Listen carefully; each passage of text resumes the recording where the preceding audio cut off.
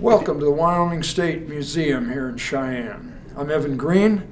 I'm a research historian, and I normally do the Firearms Friday videos, and we'll put this in the Firearms Friday sequence, but it's nothing to do with guns for this video. But I thought you might be interested in seeing another project that I took on to help out the museum's education collection. And I want to talk a little bit about how the museum evaluates and determines if they are going to accept donations. Number one is an artifact that's proposed for donation has to have some provenance associated with Wyoming, past or present. It has to be something that we do not have duplicates of in the permanent collection. That's sometimes we will accept something that's really unusual, really unique, that we are unlikely to get something with a Wyoming provenance, but is associated with Wyoming. So some time ago, a couple of months ago, the collection supervisor got a phone call from a gentleman who said, "I have this old saddle that was made in Cheyenne. Are you interested in having it for the collection?" There was a couple of phone calls back and forth.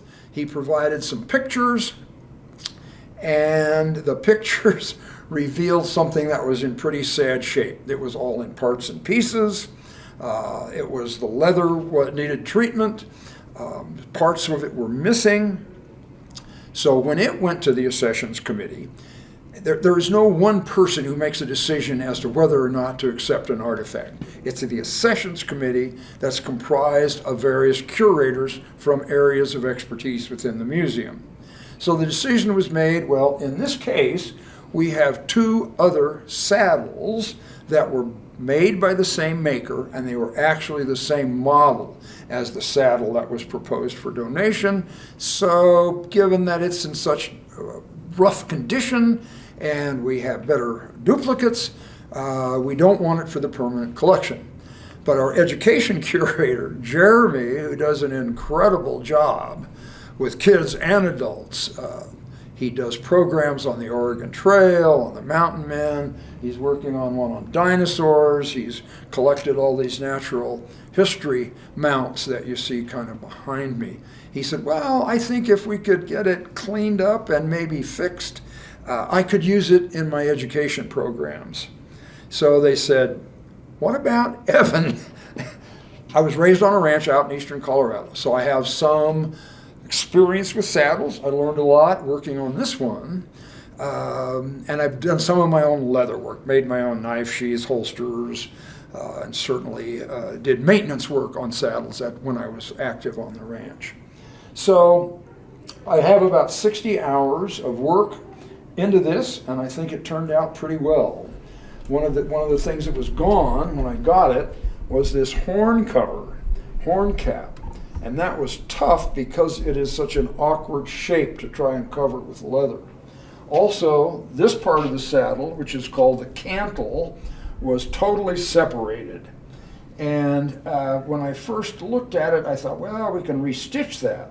But when I got to working on it, I discovered that this seam here, this piece of leather that comes up from the back of the cantle, was so fragile and so worn that it probably would not have retained the stitching. It would have been very difficult to do that without tearing through that fragile piece of leather. So what I used on this was contact cement and got everything pressed back together. And then there was a gap, so I used leather dye to dye a thong to cover that gap. What was missing, for the most part, were these saddle strings. And so all of these have been replaced. They all required dyeing to match the patina of the existing saddle. So these front jockeys were apart, and the saddle bags here in the back were not attached to the saddle. These are probably not by the same maker as the saddle, because the makers almost always stamp their leather goods with their maker's stamp. This is called a loop seat saddle because the saddle leathers loop through the seat.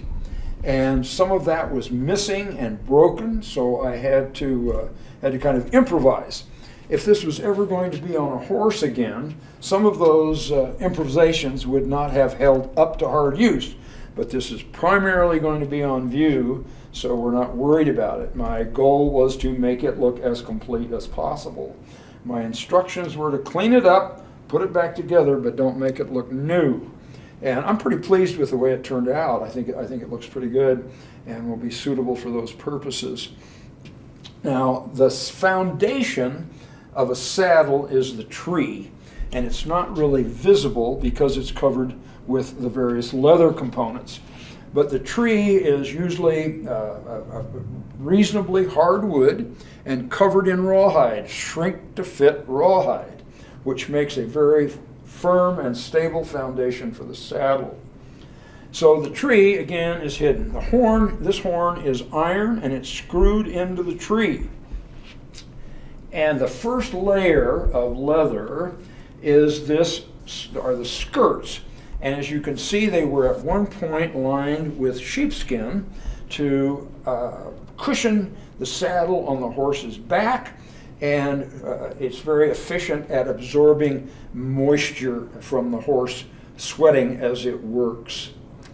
So first layer, skirts, then the tree, then the other layers of leather, including these front and rear jockeys. And again, all of these saddle strings were missing. And from my experience on the ranch, I thought, oh, that's where you tie on your lunch or your slicker behind it. But it's the saddle strings that hold everything together. There is no other, there are some tacks used in certain places, but basically it's these saddle strings that hold everything together on the saddle. This came with the cinches. They were pretty dirty. I cleaned them up with Dawn detergent. The front cinch is cord, the rear cinch is canvas. And that rear cinch is intended so when you rope something and you've got that lariat around the horn, that your saddle doesn't tip forward. It is not cinched tight. The front cinch is what holds the saddle on the horse. So my treatment was the first thing I did was use a lot of liquid saddle soap to clear off the surface dirt off the leather. And because that saddle soap contains some glycerin and waxes and oils, it was the first step in kind of conditioning the leather. After that, I used a couple of other products. One that I used a lot of was Obanoff's leather oil. And it has a tendency to darken the leather, but again, a lot of the places that were worn, I used Fiebing's dark brown leather dye to get the faded areas and worn areas to match the existing patina on the saddle.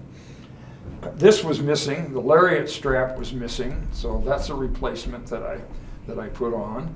And I needed a period appropriate lariat to put on it.